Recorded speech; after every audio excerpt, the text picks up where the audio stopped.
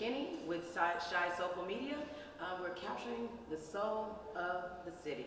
And we're here today with Dr. Armstrong, Dr. Trina Armstrong, and she's a mental health. Can you describe what you do a little bit? Yeah, so I'm a mental health therapist. I'm also a professor of pastoral care at Garrett Evangelical Theological Seminary, and I'm an ordained minister in the AME Church. So I do a lot, mostly focus on health and wellness in African American communities. That's my focus, and trauma. Okay, so you see a lot in both the, I guess I won't say religious, but the religious sector as well as the civilian, right, for lack of a better word, sector, right? Yeah. Okay, so I got an opportunity to be in your workshop today, and it was very impactful. And you used a lot of imagery. Is that sort of indicative of what we're seeing today? Imagery that reinforces what you call rage. And in the title of your workshop was Raging. Yeah, title of the workshop was Raging in the Valley of Black Trauma. Okay. Partly, it's an intersection of the work that I do. Like Dr. Kinney was saying, I'm a therapist and I'm a preacher, pastor, and so my work is a very much an intersection. So I use that title from Psalm 23, in the valley of the shadow of death, and to work with trauma around those spaces, because African Americans are religious people, so I think that we can all relate to that in some way.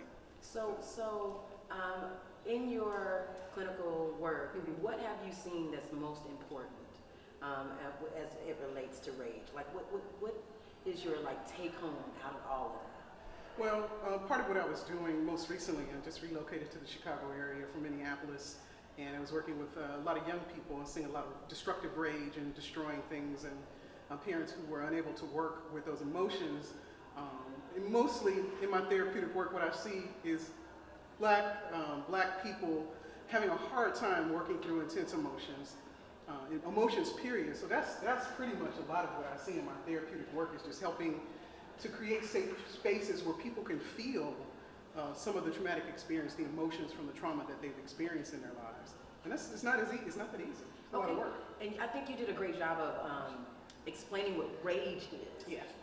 Can you give us a little brief synopsis of what, for those folks who are watching? Yeah, and like you said, I use a lot of imagery because I think that's a safe way for us to enter into the space, oftentimes very painful spaces. So I've learned that art and images are a way for us to relate to the material. So how I explained it was I used a boiling pot of water, and anger is the emotion from a traumatic experience or an overwhelming experience.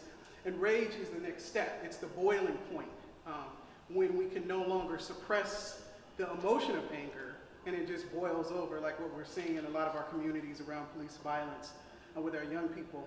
That's their way of expressing their anger in a way that a lot of people see may not be healthy, but for them, it's in a lot of ways resistance for them. So that's kind of how I see the difference between rage and anger. Okay, and so there's a difference. Yeah, absolutely. Okay. Yeah, anger is, it's a more common, experience. Rage is the boiling point, the tipping point. That's I had enough. How I explained it in the workshop is that I had enough moment. Where I got to do something now, and it may not be pretty. So is that about Black Lives Matter? I think so. I think rage, in that sense, is resistance, and they've had elders and everybody else tell them that who they should be and not be. And I think for them, they just want a different experience, and they're doing it by any means necessary. So that's how I see it. Well, what's after Black Lives Matter? What's after Black Lives Matter? Yes. I think that we need to do a little bit more collaborative work in our communities. I see Black Lives Matters. I see there's a division between some of the elderly folks who were part of the civil rights movements, and now this new group coming up, and I think there's a lot of synergy. The groups don't know each other. Black Lives Matter, hopefully understands that this was a part of our history, and so that when we come together and work collaboratively, I think that we'll be better equipped to respond to some of the issues in the Black community and in some of the systemic issues around laws and those kinds of things, police violence. So when we work together, I think we'll be a more powerful people. So that's my hope. Okay, I have one last question, Sure. I believe. So that segue, Black Lives Matter, is kind of full of young people. Yeah. And one of the themes that I've heard is that the more we talk about race, the more divisive we become, and that's been one of the themes that I've heard. How do you address that? Yeah, that's a really good question. As a black person who's lived in this life years, I mean, I relate to it because, kind of tired of talking about being black.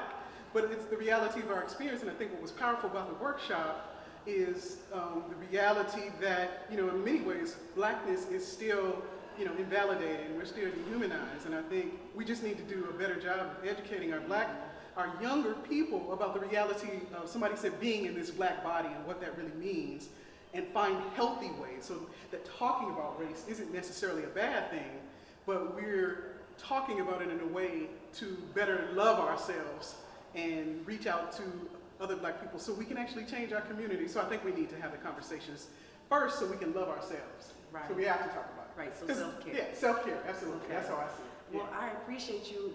Your workshop was absolutely amazing. I learned a lot. And I'd just like to say thank you for joining us. This is ChiSoulFul Media. I'm Dr. Delisha Kinney. Thank you. We are ChiSoulFul.